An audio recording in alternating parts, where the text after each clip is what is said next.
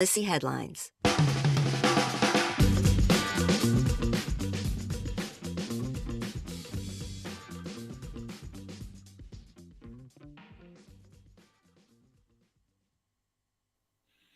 The Pentagon Papers leak and arrest and damage control.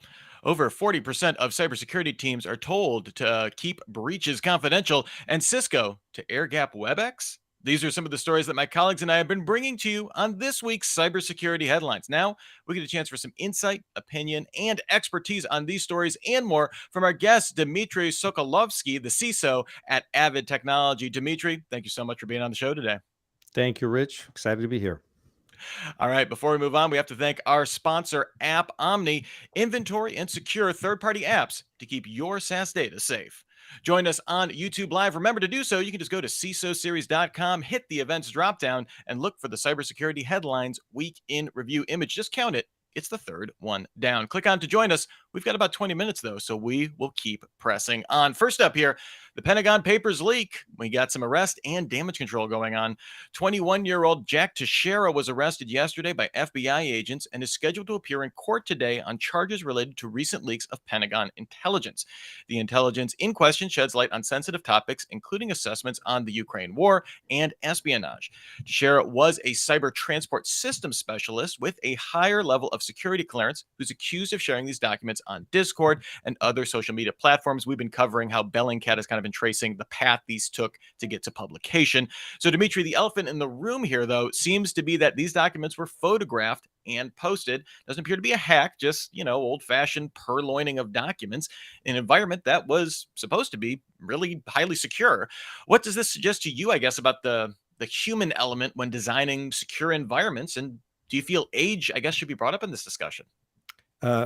Age, I'll leave into the end, but I think that the human element is super important. We have to build security systems with that consideration in mind, which tells me, knowing the government, knowing how they usually approach situations like this, if this was really information that was that important, it probably would not be available outside of a SCIF, a secure location, in which you can't enter with a phone. You have to leave that stuff behind. So, excuse me. So maybe this wasn't as critical as we are led to believe. And this is the other part of the story, that this information, this story itself, isn't as big as it really is if you listen to the specialists in this case, Ukrainian or special intelligence operations, because this information is pushed to our news space deliberately, and we have to account for that. We have to think about the story, and not just in the context of security, just that alone, but at the higher level of security of our minds. Don't let the information warfare win against us, especially security professionals. Now, age specifically, I know plenty of very, very bright young people, so having top security clearance, that age is not a problem at all. In fact, I think if you're 18, you join the Air Force, you already start getting that, and you can get that level pretty quickly. So I wouldn't worry about the age that much. All right, well, moving on, we've got kind of a theme here in the top half of the show and definitely gets into secure environments here. Our next story, Cisco to air gap Webex. The networking giant announced plans to offer an air gap version of its Webex cloud collaboration system designed to cater to, you would guess, highly controlled industries, thinking national security and defense, kind of just what we were talking about before. Servers on the service would be air gap from public networks, operated in the U.S., and people at those facilities would be properly cleared local staff. The company claims that this will meet U.S. security standards across industries without sacrificing user experience. So, Dmitry, in this case, Cisco looking to place physical boundaries between servers, not an uncommon practice, certainly in a secure environment. Do you see this like becoming standard practice with companies internally? And I guess, what do you feel its prospects for success are? Well, I think it's not that technically difficult. We've had it for many, many years. So, and technology only got better since I've seen the physical firewalls back in the day with spinners in them. But the question again we should ask ourselves is, why is this happening, and why is it such broadly advertised? I'm honestly not sure that the corporations will be looking to use this technology as much as three-letter agencies or the government again. And seeing the Cisco being the one to do it tells me that this probably came in as a request. maybe a request directly to the product team, and not now. This isn't a short-term development, which means that this level of preparation has started a while back, at least a year and a half, 2 years. And what started a year and a half ago or so, we know the war, right? So again, we have to consider this news in the context of the global geopolitical situation. Yeah, it almost makes me think that this was already running for DoD or name your agency, and now it's been vetted, it's been tested, and hey, why not? What we figured out how to scale this. Let's make this a commercial offering for anybody that wants to pay for it. And a quick add-on here, this also tells me that our government is getting serious, because using this kind of technology, basically bringing corporate level of like capitalistic hunger IT into the government, what is normally considered to be a slow dinosaur structure, tells me that the government understands that nimble is the new way to be good, even in war. Well, speaking of governments being nimble, the Netherlands to adopt RPKI. The Dutch government plans to transition to resource public key infrastructure standards by the end of 2024 in an effort to improve security of its internet routing. This will use digital certificates to secure BGP, protecting against malicious or accidental rerouting of network traffic. We've covered examples of both here on the show plenty of times. All communication devices managed by the government must make the transition by the end of next year. So, Dmitry, European countries seem to be taking digital sovereignty very seriously, and seems to be another public demonstration of this. Is the U.S. It appears, more opt-in. We were looking at some figures here in terms of adoption. The U.S. kind of behind where we were seeing, certainly with the Netherlands and Europe in general.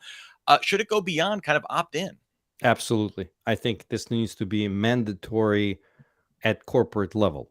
I'm actually somewhat surprised is that these kinds of specific things didn't make it into national security strategy, but maybe we'll see some additions. I think that, I mean, this has been, as you guys have covered, over the last several years, there have been several attacks that took full internet traffic routed through countries that shouldn't have had it. It is one of the most base systems of the whole that make up internet, and it is also the one that is not secured at all. It's running on trust, and I think as a sort of, let's call it, Western society and economy, we need to worry about this almost as much as nuclear weapons, because this kind of an attack at the wrong time can bring down the internet if it pollutes the BGP routes sufficiently. And with enough participation from enough countries, this can become a reality. So we need to get this going ASAP. Yeah, and this is one of those things that it doesn't the obviously, like, whenever they're like, I'm thinking of like Colonial Pipeline, right? That was like a flare up in the sky of this needs to be part of a national strategy and stuff like that. And because we haven't seen that level of attack using BGP rerouting or poisoning or whatever, whatever the vector is, that it hasn't gotten that attention from, so that we're not seeing this in the White House's digital strategy. We're not seeing CISA putting out warnings about this and that kind of stuff. Even though I think a lot within the industry, yourself and others are definitely realizing that this is a huge target. Tough to get buy-in though when you're not hearing it from the top, right? I think that it's already happening, just like that Webex thing. We don't know that it's happening until it's out, and I think it's not out because even the government, and or maybe not even the government, and large corporations are simply physically not ready. It's not a cheap or easy thing to do this transition. And if we bring a thing down by trying to fix it, then why did we even try to fix it? Like, what's the point? So I think to do it the right way is the right thing to do, except that you wouldn't want to talk about it if you are considering geopolitical ramifications. All right, our next story here, LinkedIn and Microsoft Entra, a new way to verify professional contacts. Microsoft announced a new verification feature for LinkedIn members who will be able to verify their place of work with Microsoft Entra verified ID credentials. This, according to Microsoft, will allow people to be more confident that those that they're collaborating with, especially on the platform, are authentic, and that their work affiliations on their profiles are accurate. Verified ID is built on open standards for decentralized identity, operates on a triangle of trust model involving an issuer, typically an employer in this case, an individual, and a verifier that can cryptographically authenticate that the digital employee ID is genuine and was issued by the place of work the employee claims. Dmitry, as we are kind of thinking about authentication a lot. Twitter Blue has been in the news cycle seemingly endlessly. LinkedIn kind of taking a very LinkedIn approach to verification. I'm curious, what are your feelings about this triangle of trust and potential for abuse? Uh, as with any complex and important authentication system, there will be abuse. Unfortunately, that's the reality. Vulnerabilities, all that stuff. But again, even more unfortunately, we have to have it. And the reason why we have to have it is the same reason the Russians either today or yesterday or 2 days ago passed a law or finalized the law for basically digitally signing every citizen. And they're doing it for mobilization purposes, so they can surely get everyone that they want to get. And we're doing this again. Look who's doing it: Microsoft. And I bet you it didn't come as a product management a dream. I think this came in as a request. We need to start adding a level of trust to the companies that we can trust at the geopolitical level, because when 3-4 years from now another big country decides to do something, this will be much bigger and will be involved a lot more. This conflict that's on the other side of the world is not anymore. It's in our backyard, and what you're seeing here is government level preparation for thing that is much sooner than results of global warming, for example. All right, well, before we move on to our next story, we have to spend a few moments and thank our sponsor, App Omni. Can you name all the third party apps connected to your major SaaS platforms like Salesforce, Microsoft 365, or Google Workspace? What about the data these apps can access? After all, one compromised third party app could put your entire SaaS ecosystem at risk. With App Omni, you get visibility to all third party apps and SaaS to SaaS connections, including which end users have enabled them and the level of data access they've been granted. Visit appomni.com today to request a free risk assessment. Rich, I had a demo with them, and they do what they say. Plus, they have very polite sales staff. I like them as a potential customer, and this is definitely a problem that's a real problem, and Definitely one we cover on the show an all, awful lot for all the sure. time. Yep. So, yeah, so appomni.com.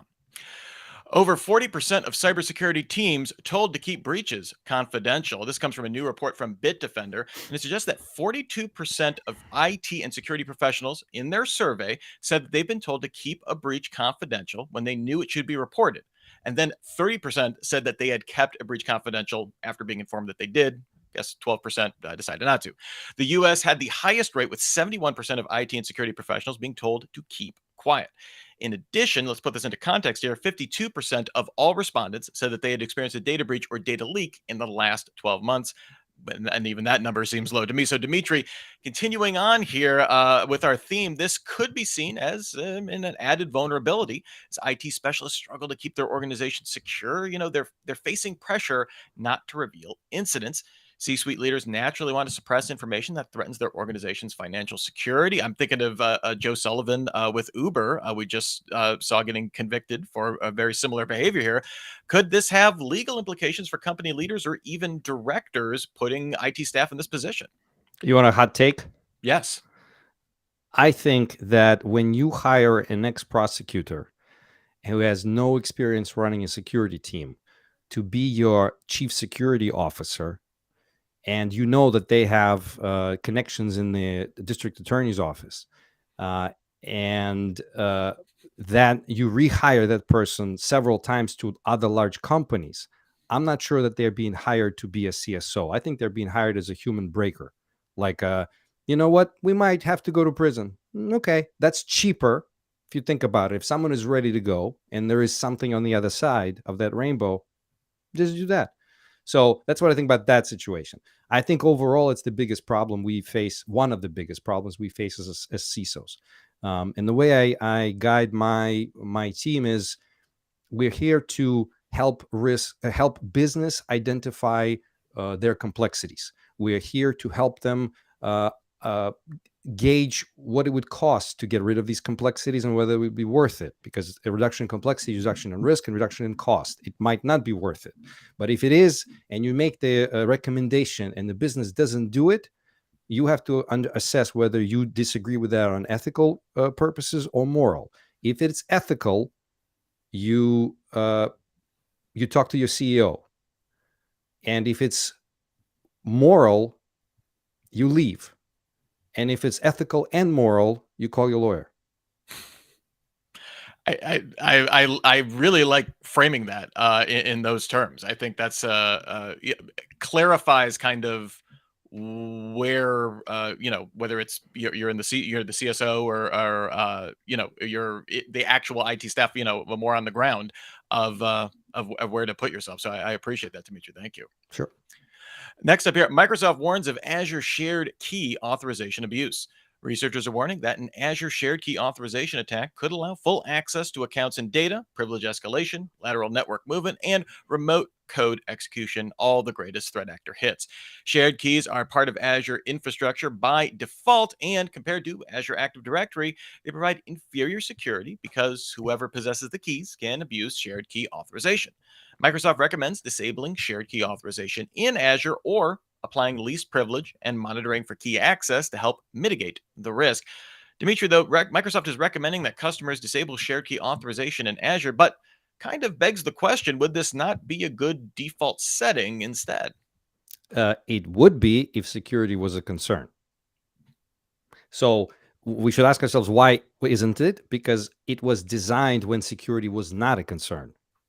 And that makes business sense. It's faster, right? Just give everyone key, rolled out, you're done. The thing operates. And maybe it's okay for dev or test environment and then transition to production, right? That's what again, so it makes business sense. But now we all know that that's not a good idea. So this is a bit of a duh, but at the same time, it's about authentication systems. So you cannot, we always tell with those videos we send to our users are so cheesy. Yes, but they remember. And so you know what? This is basic and duh. But you know what? I bet half of you are not doing this. So yeah, if people covered the basics, we would have like a quarter of the stories that we would cover. You and I would be doing a different show then. Yeah, definitely. So I mean, I want everybody to follow the basics, but also, I mean, I have a job, so that helps out. Next up here, weak passwords targeted on Google Cloud. According to a report from Google Cloud Cybersecurity Action Team, weak passwords represent the root cause of almost half the incidents impacting its clients, while issues caused by software and 0 days continue to decrease, at least as a percentage. Increasingly, APTs are emphasizing that persistent part of their acronym, using sustained low-effort approaches like phishing to eventually gain a foothold in a network. Obviously, password management is a topic that never goes away. Some experts advocate password management software. Others say, passwords have their day. We should all be just thinking, MFA at this point. I'm curious, Dmitry, what's your take? Rich, did you know that snow is white? You know what? Now that you mention it, I have been aware of this. Yes. And if it gets warm, it melts.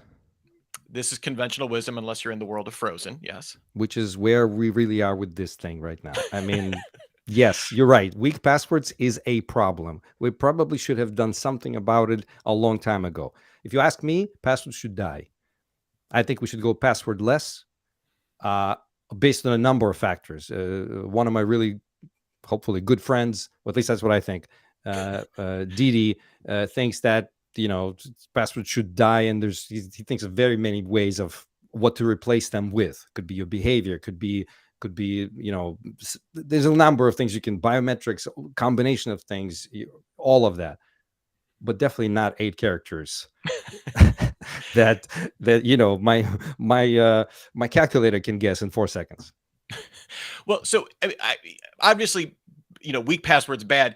Is there anything with like the numbers that we're seeing in this report, like half of the issue? Like, does that just reflect what you are already seeing? Like, that's what was surprising to me. It was that it was like half of the issues. You want another hot take? That's that's FUD.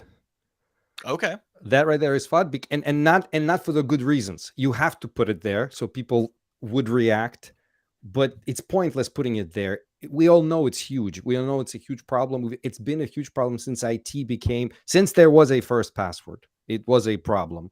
And that's like 40 years ago. And we're still telling people in the news story that that's a problem. So, yeah, just like the you sensing a connection here between these two stories? Authentication system, reminders. I'm all for it. Look, I'm going to make fun of it, but we definitely have to keep talking about it.